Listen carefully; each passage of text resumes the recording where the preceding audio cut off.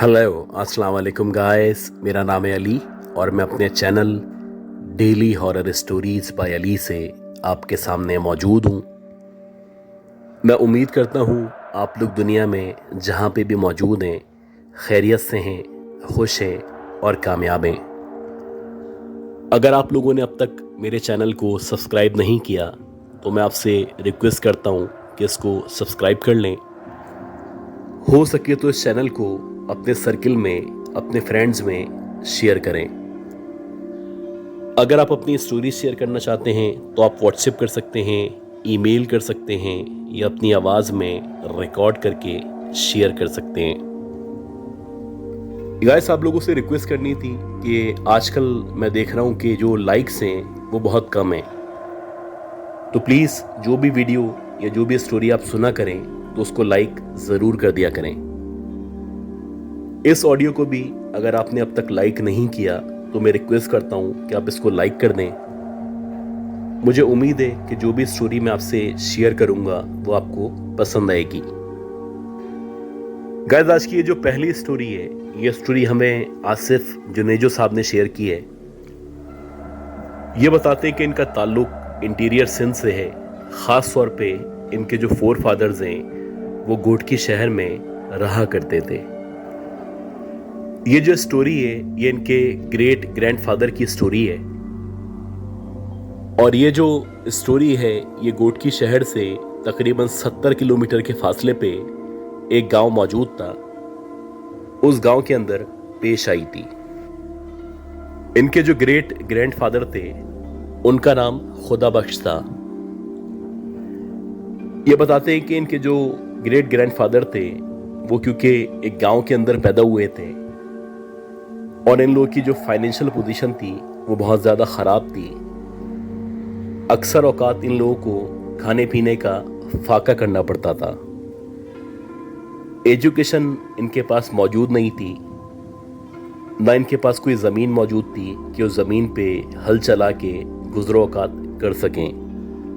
अक्सर छोटे मोटे काम पकड़ के, मजदूरी करके ये अपने घर का खर्चा चलाया करते थे। खुदा बख्श के पास एक अच्छी चीज़ मौजूद थी और वो ये थी कि इनकी जो मदर थी, जब भी वो मीठा बनाया करती थी तो खुदा बख्श मीठा बनाने में उनकी मदद किया करते थे और इस मदद करने की वजह से जो भी मीठा बना करता था वो भी इनको बनाना आ गया था। जैसे जैसे ये मज़ीद बड़े हुए तो इनको अपनी उम्र के बढ़ने के साथ साथ मुख्तलिफ किस्म की मिठाइयाँ या मीठा बनाना आ चुका था। इनको इनके दोस्त ने मशवरा दिया कि गोटकी शहर के अंदर एक मिठाई की दुकान मौजूद है, अगर तुम चाहो तो वहाँ जाके उनको बताओ कि तुम्हें मीठा बनाना आया करता है। हो सकता है कि उनको तुम्हारा बनाया हुआ मीठा या मिठाई पसंद आ जाए और वो तुम्हें अपने पास जॉब पे रख लें। ये बड़ा माकूल मशवरा था और इस मशवरे पे अमल करते हुए खुदा बख्श साहब ने घोटकी शहर जाना मुनासिब समझा। ये उस मिठाई की दुकान पे पहुंचे और उसके मालिक से मुलाकात की और उसको बताया कि मुख्तलिफ किस्म की मिठाइयाँ बना के दिखा सकते हैं। मालिक ने जब इनका टेस्ट लिया और इनसे मिठाई बनवाई तो वो बड़ी ही खुश जायका मिठाई थी और इस मिठाई की दुकान का जो मालिक था वो मुकम्मल तौर पे इनके काम से मुतमईन हो चुका था। उसने इनको अपने पास जॉब पे रख लिया और इस तरह से इनके रोजगार का अच्छा इंतजाम हो गया। खुदा बख्श शुरू से ही भरपूर मेहनत करते और अपने तौर पे बहुत अच्छा काम करने की कोशिश करते। देखते ही देखते इनका काम दिन ब दिन अच्छे से अच्छा होता चला जा रहा था और मालिक भी इनके काम से बहुत ज़्यादा खुश था। लेकिन इनसे पहले जो एम्प्लॉयज़ वहाँ पे मौजूद थे उनको ये बात किसी भी तरह अच्छी नहीं लगती थी कि एक नया नौकर जिसको आए हुए ज़्यादा अरसा नहीं हुआ वो मालिक की आंखों का तारा बन चुका है। इसके साथ साथ कुछ ख़ास कस्टमर थे जो बहुत ज़्यादा मिठाइयाँ ख़रीदा करते थे। वो भी आके अक्सर खुदा बख्श की तारीफ़ किया करते थे। खैर, जैसे जैसे टाइम गुजर रहा था तो जो पहले से नौकर वहाँ पे मौजूद थे, उन्होंने आहिस्ता आहिस्ता करके खुदा बख्श की जो ज़िंदगी है उसको मुश्किल करना शुरू कर दिया। वो हर तरह से खुदा बख्श को तंग करते और उनकी पूरी कोशिश होती कि किसी भी दिन खुदा बख्श यहाँ से नौकरी को छोड़ के वापस अपने गांव चला जाए। और ऐसा ही हुआ कि जब खुदा बख्श को बहुत ज़्यादा तंग किया गया तो बिलाखिर उन्होंने यही फैसला किया कि मैं इस नौकरी को खैरबाद कह देता हूँ और इस नौकरी को छोड़ने के बाद वापस अपने गांव चला जाता हूँ या किसी और जगह जाके नौकरी की तलाश शुरू करता हूँ। यहाँ से छोड़ने के बाद खुदा बख्श ने मुख्तलिफ मिठाई की दुकानों पे जाके अपने काम के बारे में बताना शुरू किया। इसी दौरानिए में इनका राब्ता अपने एक पुराने कस्टमर से हुआ और ये जो पुराना कस्टमर था ये काफ़ी अरसे से इनकी पिछली मिठाई की दुकान से इनसे मिठाइयाँ ख़रीदा करता था। वो जो इनका कस्टमर था वो खुदा बख्श से कहने लगा कि मुझे सिर्फ आपके हाथ की बनी हुई मिठाइयाँ बहुत ज़्यादा पसंद हैं और आपको ज़रूरत नहीं है कि आप किसी मिठाई की दुकान पे नौकरी करें। मैं चाहता हूँ कि आप अपने गांव से, अपने घर से इस काम को शुरू करें और मैं रोज़ाना की बुनियाद पे आपसे शुरू में 5 से 10 किलो और फिर आहिस्ता आहिस्ता करके 50 किलो तक मिठाई लिया करूँगा। आपको इस सिलसिले में मेरी जिस किस्म की भी मदद की ज़रूरत है आप मुझे बताएं। आपको जो भी सामान चाहिए होगा या जो भी आपको पैसों की ज़रूरत होगी वो मैं आपको फराहम कर दिया करूँगा। अब ये सुनने के बाद खुदा बख्श ने कहा कि भला ऐसा कैसे मुमकिन है कि मैं अपने घर के अंदर से या अपने गांव से आपके लिए मिठाइयाँ बना के आपको फराहम कर सकूं। खैर, वो जो कस्टमर था जो इनके जायके से या इनके मिठाई बनाने से बहुत ज़्यादा मुतमईन था, उसने कहा कि आप काम शुरू करें, मैं पूरी कोशिश करूँगा कि आपकी जितनी मदद हो सके वो कर सकूँ। और ऐसा ही हुआ कि उसने जो भी बेसिक सामान था या जो भी चीज़ें दरकार थी वो सारी की सारी खुदा बख्श को उनके घर में फराहम कर दी। और उसके बाद से खुदा बख्श ने घर में रह के ही सिर्फ इस कस्टमर के लिए रोज़ाना की बुनियाद पे मिठाई बनाना शुरू कर दी। ये जो कस्टमर था ये बड़ा अजीब कस्टमर था। इसने शुरू में 5 किलो से मिठाई लेना शुरू की और फिर एक वक्त ऐसा आ चुका था कि रोज़ाना की बुनियाद पे ये 50 किलो या 60 किलो मिठाइयाँ बनवाया करता था। ये खुदा बख्श को उनके मुंह मांगे पैसे दिया करता था और ये उनसे कहा करता था कि जब तक आप जिंदा हैं आपको सिर्फ मेरे लिए या हमारे लिए मिठाइयाँ बना के देना है, बाकी आपकी आमदनी की या आपके जो भी खर्चे हैं उन सब खर्चों की जो जिम्मेदारी है वो हमारी तरफ से है। और ये जो हमारी और आपकी बात है कि आप जिंदगी भर हमें मिठाई बना के देंगे, ये बात आपको कभी भी किसी को भी नहीं बतानी है। अगर आप ये बात किसी से शेयर करेंगे या और लोगों को बताएंगे तो उसी दिन से हम लोग आपसे मिठाई लेना ख़त्म कर देंगे।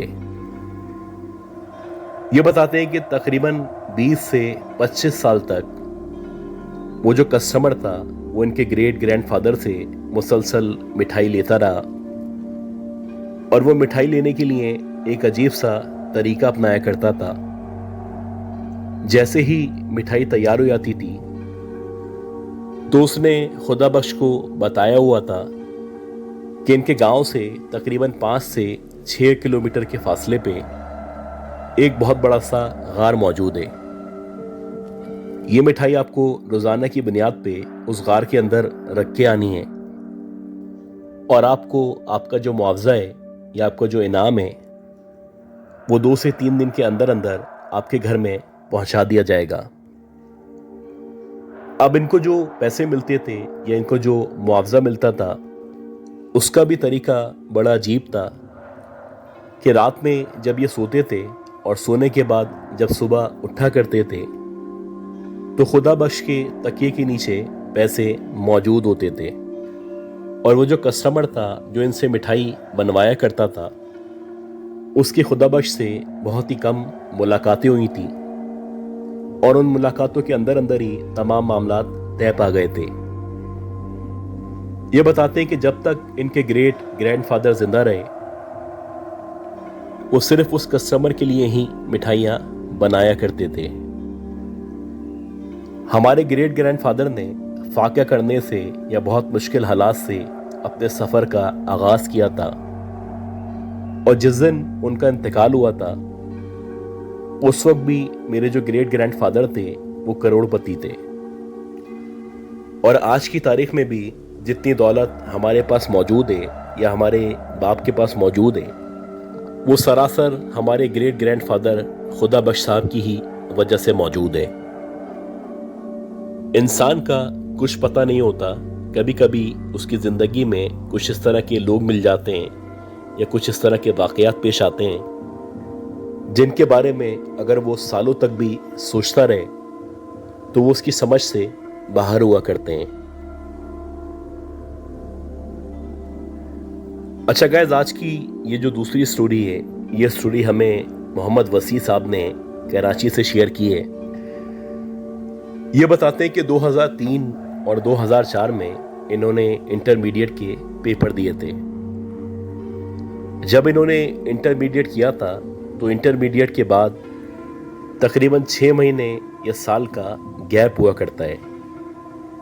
तो ये चाहते थे जो टाइम है इस टाइम को यूटिलाइज करें या कम से कम इस टाइम के दौरान कोई अच्छी सी जॉब पकड़ लें ताकि कुछ पैसों के साथ साथ एक्सपीरियंस भी हासिल हो सके। इन्होंने मुख्तलिफ जगह जॉब के लिए अप्लाई किया, मुख्तलिफ लोगों से बातचीत की। बिला आखिर काफ़ी कोशिशों के बाद इनको शहर फैसल पे एक बिल्डिंग मौजूद थी जो कि 7 मंजिला बिल्डिंग थी। वहाँ पे एक कॉल सेंटर के अंदर इनको जॉब मिल गई।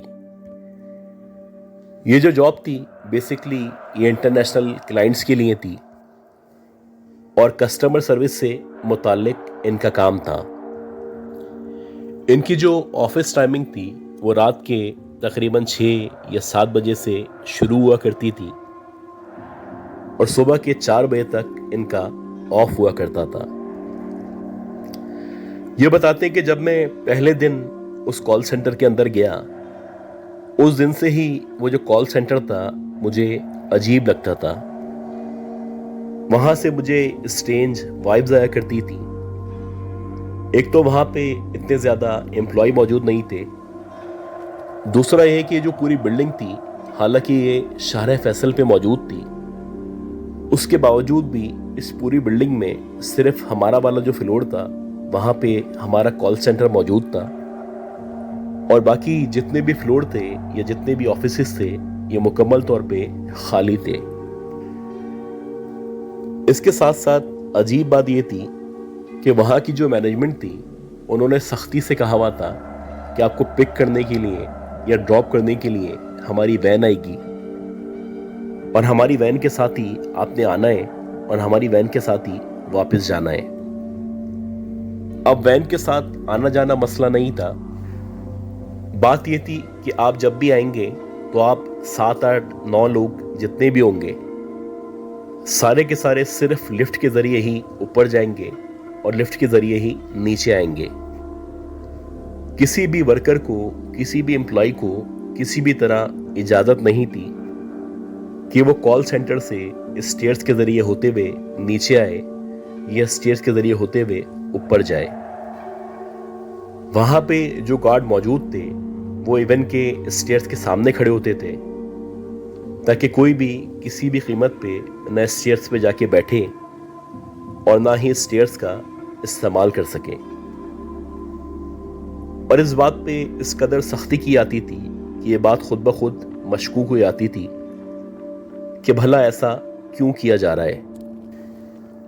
खैर वो जो एज थी उसमें हमें पैसों की ज़रूरत होती है तो जैसे जैसे मैनेजमेंट कहती थी हम वैसे वैसे किया करते थे। हम लड़कों का यही ख्याल था कि ये लोग अगर हमें स्टेयर्स के जरिए जाने या आने नहीं देते तो शायद उसकी वजह यह है कि क्योंकि दीगर ऑफिसेज मौजूद हैं और जितने भी ऑफिसेज रास्ते में आते हैं या दीगर फ्लोर्स पे मौजूद हैं सारे के सारे क्योंकि वैकेंट हैं, लिहाजा वहाँ पे हम लोगों का जाना या आना ठीक नहीं है। खैर जो भी बात थी, इस बात पे बड़ी सख्ती की जाती थी। बहरहाल मुझे अच्छी तरह याद है कि मुझे जॉब करते हुए 14 या 15 दिन हुए थे और ठीक 14 या 15 दिन के बाद मैं ऑफिस में मौजूद था और रात के तकरीबन 2 या 2:30 बजे का टाइम था। मेरी छुट्टी होने में तकरीबन 2 या 2.5 घंटे बाकी थे कि इत्तफाक से मेरे घर से मेरे फादर की कॉल आई। अब जैसे ही मेरे फादर की कॉल आई तो मैंने फ़ोन पिक किया और मैंने पूछा कि बाबा खैरियत तो है। उसके जवाब में वो कहने लगे कि मेरी जो तबीयत है वो थोड़ी सी ख़राब लग रही है, अगर तुम्हारे ऑफिस में कोई मसला ना हो तो तुम थोड़ा जल्दी घर आ जाओ ताकि मैं तुम्हारे साथ अस्पताल जा सकूं। अब जैसे ही उन्होंने इस तरह से कहा तो मुझे एकदम से बेचैनी होने लगी और मेरा जो मैनेजर था या मैं जिसको रिपोर्ट किया करता था, मैंने उसको कहा कि मेरे जो फादर हैं उनकी तबीयत एकदम से ख़राब हो गई है और मुझे इसी वक्त अपने घर जाना है। और वो जो मैनेजर था वो कहने लगा कि 10 मिनट रुक जाओ, अभी जैसे ही गार्ड आते हैं तो उनसे बोलूँगा वो तुम्हें अपने साथ लिफ्ट में नीचे ले जाएंगे। अब मेरे जहन पे मेरे फादर की तबीयत सवार थी तो मैंने अपने मैनेजर को कहा कि गार्ड को छोड़ें, आप मुझे अलाउ करें, मैं खुद से नीचे चले जाऊंगा। वो जो मैनेजर था वो कहने लगा कि भाई 10 मिनट वेट कर लो, उसके बाद चले जाना। लेकिन बहरहाल मैंने उसकी बात नहीं मानी और मैं जल्दी से बाहर निकला और सीधा लिफ्ट के पास आके खड़ा हो गया।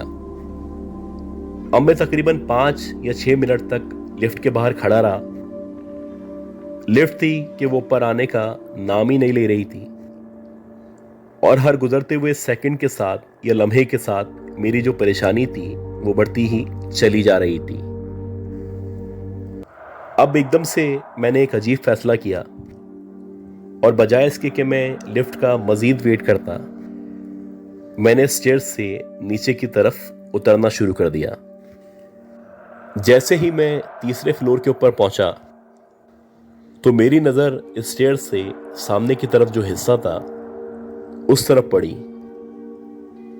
मैंने देखा कि 3rd फ्लोर के ऊपर एक औरत रेड कलर के कपड़ों में बहुत ज़्यादा तैयार होके खड़ी हुई है और बज़ाहिर देखने से ऐसा लग रहा है कि जैसे वो दुल्हनों की तरह तैयार हुई थी है। उसने मुकम्मल तौर पे मेकअप किया हुआ था। इसके साथ साथ उसके हाथ में बहुत सारी चूड़ियाँ या कंगन मौजूद थे और वाकई में ऐसा ही लग रहा था कि शायद ये किसी शादी से यहाँ पे आ गई है। अब ये जो मेरा उससे इंटरेक्शन था ये मुश्किल से 5 या 6 सेकंड का इंटरेक्शन था। खैर वो जो औरत थी या वो जो भी लड़की थी वो एकदम से मुझे देख के मुस्कुराने लगी और मुस्कुराते मुस्कुराते सीढ़ियों की तरफ यानी मेरी तरफ बढ़ने लगी। अब जैसे जैसे वो मेरे करीब आ रही थी वैसे वैसे वो मुझे बोल रही थी कि तुम कब आए। अब जब वो इस तरह से बोले कि तुम कब आए तो मैं सोच में पड़ जाऊं। मेरी समझ ही नहीं आ रहा था कि ना मैं इस लड़की को जानता हूं, ना इससे पहले कभी मिला हूं, ना हमारा कभी कोई इंटरेक्शन हुआ है, तो ये भला मुझे कैसे जानती है। क्योंकि अगर आप किसी से बोलते हैं कि तुम कब आए तो यकीनन आप उसके बारे में कुछ ना कुछ जाना करते हैं या आपका माजी में उससे कोई रिश्ता या ताल्लुक रहा होता है। खैर मैं अभी उसके बारे में सोच ही रहा था, ये उसके चेहरे पे गौर कर ही रहा था कि देखते ही देखते जैसे जैसे वो मेरे करीब आ रही थी उसका जो खूबसूरत चेहरा था वो अजीब से खौफनाक चेहरे में तब्दील हो चुका था और अब उसकी जो रंगत थी वो गोरी रंगत के बजाय बहुत ही कोई गंदुमी सांवली रंगत में तब्दील हो चुकी थी। एक अजीब सी फिटकार थी जो अब उसके चेहरे पे मौजूद थी और उसकी आंखों के गिर्द बड़े बड़े हल्के पड़े हुए थे। ये जो कुछ हुआ था ये 15 से 20 सेकंड में या ज्यादा से ज्यादा 30 सेकंड में हुआ था और गलती मेरी भी थी कि उस लड़की को देखते ही मैं स्टेयर्स के ऊपर रुक गया था। बहरहाल जैसे जैसे ये लड़की मजीद करीब आ रही थी वैसे वैसे मुझे यकीन हो चला था कि ये किसी भी तरह कोई नॉर्मल लड़की नहीं है, क्योंकि कुछ सेकंड के अंदर अंदर इसका चेहरा तब्दील हो चुका है। यकीनन ये कोई चुड़ैल है या फिर शेप शिफ्टर है। बहरहाल मैं फौरन से नीचे उतरा और जो भी मुझे आयत आती थी वो आयत पढ़ता हुआ जैसे तैसे करके ग्राउंड फ्लोर पे पहुंच गया। ग्राउंड फ्लोर पे जब मैं पहुंचा तो वहां पे ऑलरेडी गार्ड्स मौजूद थे और वो मुझे स्टेयर से आता हुआ देख के अजीब निगाहों से देख रहे थे, जैसे कि उनको पता हो कि मेरा इंटरेक्शन किसी चुड़ैल से या फिर शेप शिफ्टर से हुआ है। बहरहाल उस वक्त मेरे जहन पे मेरे फादर की तबीयत सवार थी। मैं बाहर निकला और जल्दी से गाड़ी पकड़ के जैसे तैसे अपने घर में अपने फादर के पास पहुंच गया। जब तक मैं अपने घर में अपने फादर के पास पहुंचा उस वक्त तक मुझे 102, 103 बुखार हो चुका था और मुझे मुसलसल शदीद सर्दी लग रही थी।